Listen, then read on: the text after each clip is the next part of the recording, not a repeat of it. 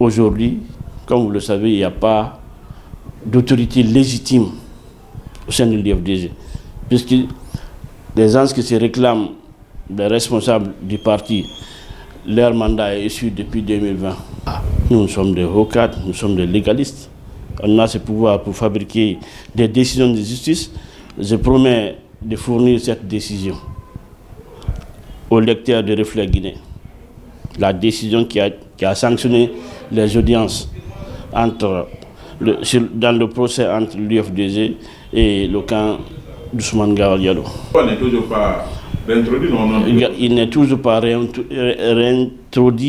réintégré au sein du parti.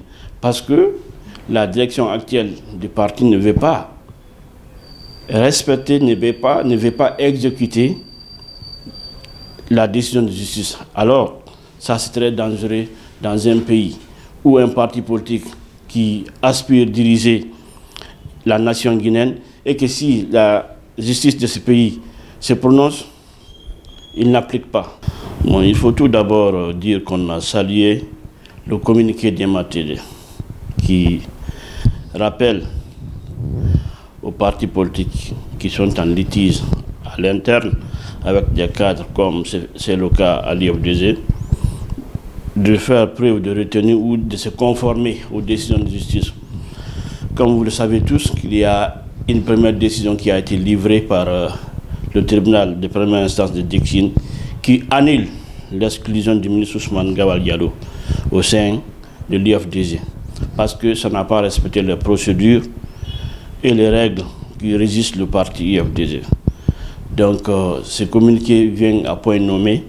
Nous, ça nous réconforte dans notre position qui consiste à dire que l'exclusion du ministre Ousmane Gawal Diallo est de nul effet. Donc il est pleinement membre et responsable de l'IFDG. Donc ce communiqué, nous l'apprécions et nous invitons le président et la direction actuelle du parti à la sérénité. À la sérénité, pourquoi? Parce que aujourd'hui,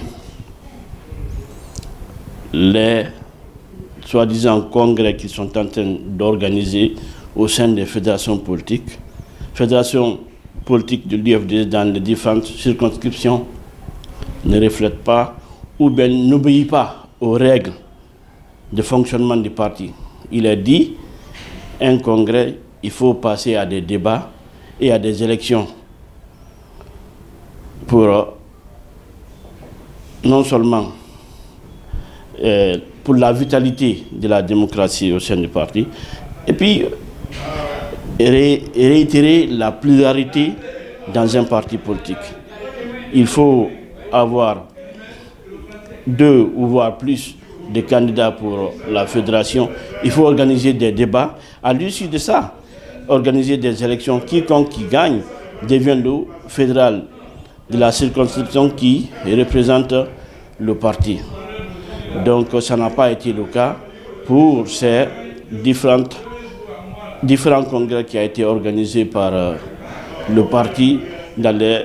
Par exemple, en France, ils n'ont pas procédé aux élections pour élire un fédéral.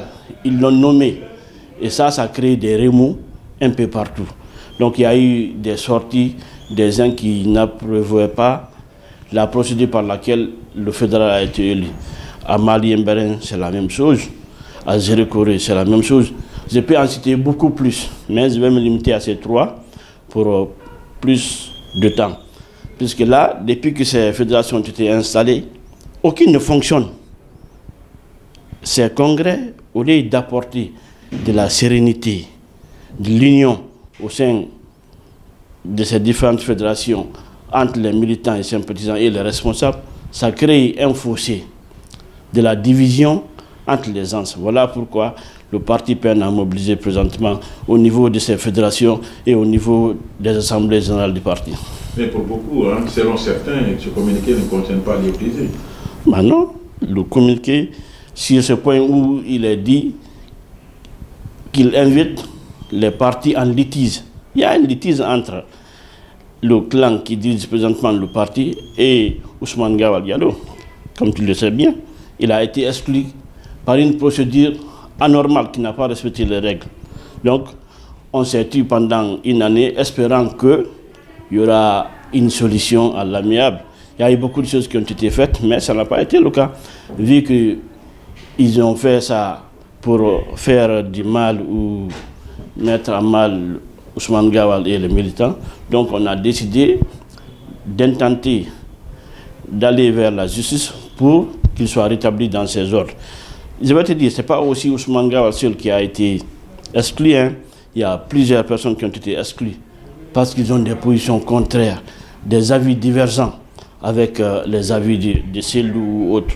Il y a M. Lamana Petit, il y a Kian Suleiman de Paris, il y a Bailo Diallo de Tours, il y a beaucoup de jeunes qui sont là, qui ont été exclus parce qu'ils n'approuvent pas la stratégie et autres. Mais où est la décision de justice? Parce que on avait vu que le tribunal de Dissine avait rendu une décision, mais sauf que pour beaucoup, ce n'est pas une décision que ça a été fabriqué par vous, selon certains. Nous sommes des hauts cadres, nous sommes des légalistes. On a ce pouvoir pour fabriquer des décisions de justice. Je promets de fournir cette décision au lecteur de Reflet Guinée. La décision qui a sanctionné les audiences dans le procès entre l'UFDG et le camp d'Ousmane Gawal Diallo. Où en sommes-nous avec l'exécution de cette décision de justice? Gawal n'est toujours pas réintroduit, non? Il n'est toujours pas réintégré au sein du parti. Parce que la direction actuelle du parti ne veut pas respecter, ne veut pas exécuter la décision de justice. Alors, ça c'est très dangereux dans un pays où un parti politique qui aspire à diriger la nation guinéenne et que si la justice de ce pays se prononce, il n'applique pas. Et ça, l'UFDG est récidiviste. Dans le cas Baour aussi, c'était la même chose. Malgré que celui-ci, son esprit avait respecté les règles. Mais pour le cas d'Ousmane Gawal, ça n'a pas été le cas. Donc voilà pourquoi nous invitons l'UFDG à être démocrate, à être un parti légaliste. Il ne faut pas applaudir la justice quand la décision vous arrange et la cogner, la traiter de tous les mots d'Israël si cette décision est en votre défaveur. Mais au sein de l'UFDG, on dit que la phase d'Ousmane Gawal est définitivement tournée. Comment est-ce que la phase d'Ousmane Gawal est définitivement tournée? Puisque les mobilisations que nous sommes en train de faire, nous parlons au nom du ministre Ousmane Gawal, nous parlons de sa vision politique, de son bravoure pour l'UFDG. Donc, toi-même, tu fais partie de ceux qui couvrent nos événements. Si, toutefois, les gens qu'on mobilise un peu partout à Conakry et à l'intérieur du pays, si ce sont des militants de l'UFDG, la majeure partie de ceux qu'on mobilise sont des militants de l'UFDG et puis qui comprennent les explications qu'on leur donne. Voilà pourquoi il y a une adhésion massive aux idéaux du ministre Ousmane Gawal Diallo. Voilà pourquoi aujourd'hui on est installé dans près de 85%. Le congrès, vous avez dit que vous risquez d'organiser aussi votre congrès. Il sera qu'en tant que mouvement ou pas? Aujourd'hui, comme vous le savez, il n'y a pas d'autorité légitime au sein de l'UFDG. Puisque les gens qui se réclament des responsables du parti, leur mandat est issu depuis 2020. Donc, de 2020 à 2024, il y a 2025, il y a 5 ans maintenant. Donc, ils ne sont pas légaux ni légitimes.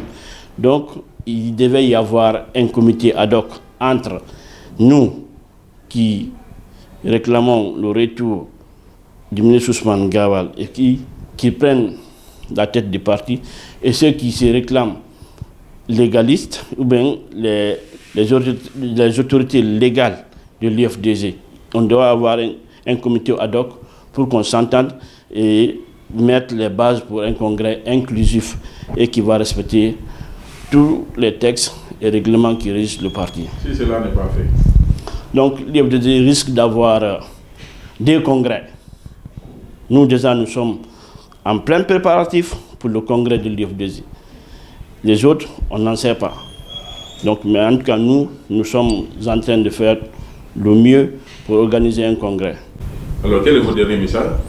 Bon, disons qu'aujourd'hui, vu ce qui se passe sur le terrain, les militants de l'IFDG aspirent à un changement de stratégie. On a utilisé une stratégie depuis 17 ans, mais qui n'a pas marché. Il faut la changer. Et pourquoi pas changer de leadership? Et je pense que Ousmane Gawal serait mieux placé pour mener le bateau au bon quai.